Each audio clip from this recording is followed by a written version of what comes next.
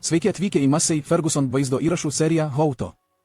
Šiame vaizdo įraše kartu nagrinėsime, kaip naudoti mūsų išplėstinį Fielstar 5 ekraną. Ši dviejų ekranų sąranka suteikia galimybę lankščiai perkelti tiksliojo ūkininkavimo programas į Fielstar 5 terminalą, tuo pat metu Datatronic 5 ekrane peržiūrint mašinos parametrus arba įsobus padargus. Kaip ir Datatronic 5, programas pasieksite per pagrindinį meniu. Norėdami perjungti funkcijas, galite perbraukti ekraną į kairę arba į dešinę. Naudojant pirmą kartą, pagrindinėme meniu rodomos tik įsobus ir kameros funkcijos. Kairėje pusėje rasite pagrindinius ekrano nustatymus, panašius į esančius Datatronic 5, įskaitant skaičiuotuvo, užrašų rašymo ir sistemos nustatymus, kurie atspindi Datatronic 5 atliktus nustatymus. Norėdami visapusiškai išnaudoti šio antrojo ekrano galimybės, pradėkite nuo kreipimo įgyvendinimo nustatymų, sekcijų valdymo, greičio moduliavimo ir užduočių valdymo funkcijų perkelimo iš Datatronic 5 į Fielstar 5.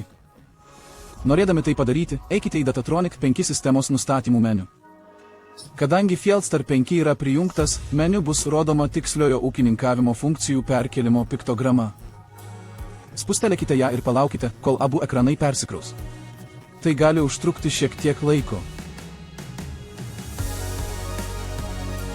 Ekranams persikrovus bus matomas naujas funkcijų išdėstymas. Vairavimo sekcijų valdymo, normos moduliavimo, užduočių valdymo ir padargų charakteristikų nustatymai dabar prieinami tik Fielstar 5. Šie meniu nebebus rodomi Datatronic 5 įrenginyje. Pavyzdžiui, dabar Fielstar 5 galite rodyti orientavimo puslapį, o savo įsobus padargo sąsają Datatronic 5. Taip visada matysite svarbią informaciją susijusią su atliekamu taikymu. Visos funkcijos veikia ir konfigūruojamos taip pat, kaip ir Datatronic 5. Sužinokite, kaip jomis naudotis, naudodamiesi mūsų Massey Ferguson metodiniais vaizdo įrašais. Dabar atėjo laikas pasinaudoti visais šio dvigubo ekrano privalumais. Atėjo jūsų eilė išbandyti.